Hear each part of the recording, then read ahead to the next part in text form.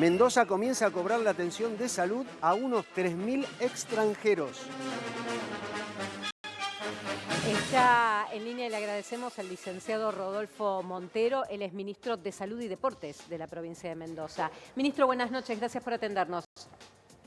Hola, muy buenas noches Mariana y Carlos, ¿cómo les va? Muchas gracias por la comunicación. Gracias. Ministro, ustedes se suman a provincias como Jujuy, Santa Cruz, inclusive Salta, que por ser limítrofes con países vecinos, tienen en los últimos años este problema. ¿Cuántas personas se hacían atender hasta ahora de manera gratuita extranjeros ahí en Mendoza?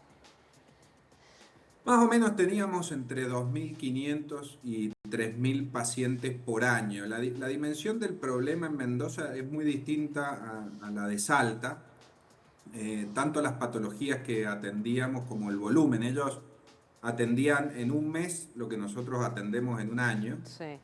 pero de todas maneras no dejaba de ser un problema en Mendoza, porque eran entre 200 y 250 pacientes mensuales, implica un costo para el sistema de salud muy importante, pero en realidad lo que nosotros hicimos en diciembre fue presentar una reforma del sistema de salud muy ambiciosa de 150 propuestas de reforma. Algunos de esos puntos necesitaban ir a la legislatura, entonces presentamos 26 leyes en febrero. Esas 26 leyes se debatieron mucho con la comunidad, con las instituciones asociadas y en la legislatura, y se aprobaron las 26, es decir, hubo consenso político mayoritario, porque te diría más del 90% de los votos por esas leyes fueron positivos. Pero le pregunto con ejemplos concretos, ministro, porque la medida es interesante y lo charlamos con cada ministro de provincia que toma estas decisiones. Por ejemplo, nosotros acá mostramos algunos valores, usted nos explicará.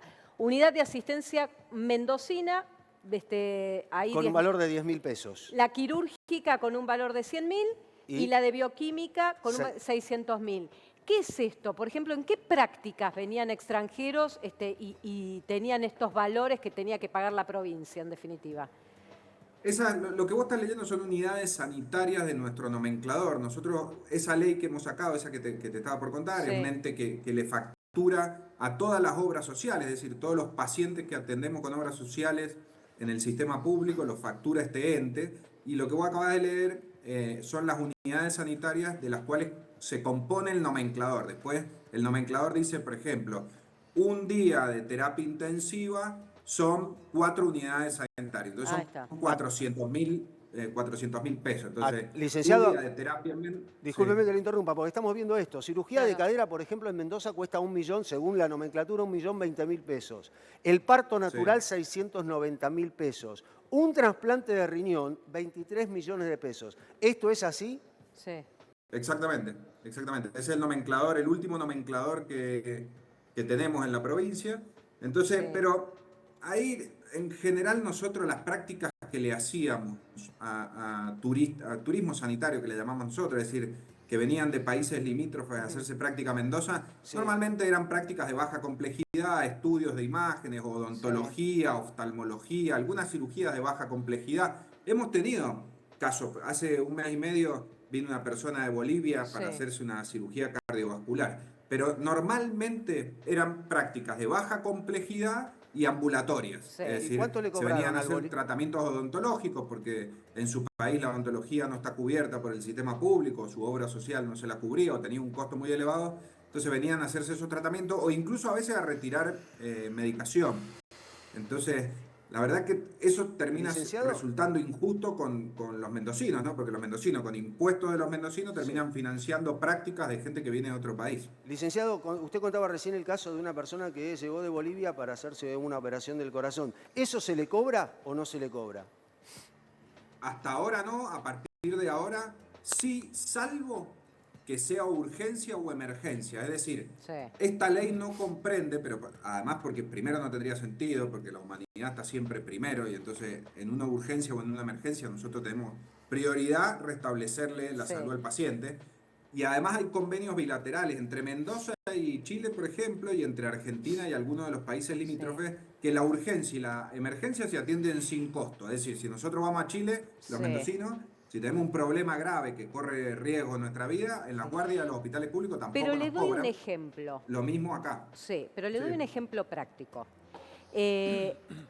Voy a Mendoza y me quiero hacer un tratamiento odontológico. Aprovechar porque tengo caries, hay que hacer un conducto. Son todos tratamientos que hoy, si no, uno no tiene una prepaga, no, hay que ir a un hospital público y es de larga data tener un turno. ¿Cómo determinan ustedes que esa persona tiene que pagar? Vamos a decir a alguien que es de Chile, por ejemplo, y no sea residente. ¿Cómo lo certifican? Tiene que pagar si no tiene residencia en la Argentina, eso es muy fácil de demostrar. Hay 4 tipos de residencia, digamos. La transitoria, que es la del turista, cuando entra con visa de turista, digamos, o en condición de turista. La precaria, que es cuando inicia su trámite de residencia, y después tener la residencia temporal y la permanente, es decir, un peruano, un boliviano, un chileno que viven en Mendoza o en la Argentina. Entonces tienen su residencia. Si tienen su residencia tanto temporal como permanente, se atienden las mismas condiciones que cualquier argentino, digamos, no se les cobra en el sistema público. Licenciado, el problema es cuando vienen por turismo. Claro. Por ejemplo, llega un turista de Paraguay, llega a Mendoza un turista de Paraguay, se resbala en la nieve, se quiebra la muñeca y tiene que ir a un hospital público. ¿Cuánto le cobran? Depende del tratamiento que se tenga que hacer, pero ese no es justo el caso porque ahí estaría en una urgencia. Si está en una urgencia no se le va a cobrar nada. Claro. Y además normalmente el turista que viene a hacer turismo, por ejemplo a la montaña, a la nieve, tiene su seguro. Y si está en un centro de esquí, también tiene su seguro porque cuando saca el ticket de esquí tiene su seguro. El problema es la gente que viene a hacer lo que se llama turismo sanitario, es decir, viene a hacerse atender, no viene a turismo y tiene un problema. El que viene a turismo y tiene un problema normalmente es un accidente, entra por la urgencia y se lo atiende. Ministro, de 3.000 casos por año, con los primeros días de implementación de la medida, ¿a cuánto bajó la atención? No tenemos ese dato porque el primer día es hoy, entonces todavía no tenemos datos de cuánto ha ido bajando, pero el objetivo principal es desincentivar esa práctica, digamos. Claro. Esto no tiene un fin recaudatorio, esta medida, tiene un fin de desincentivar que no se venga a hacer turismo sanitario a la provincia. Licenciado, ¿cuánto paga la provincia o cuánto pagaba la provincia hasta ahora en atender a personas que venían a esto, al tour sanitario?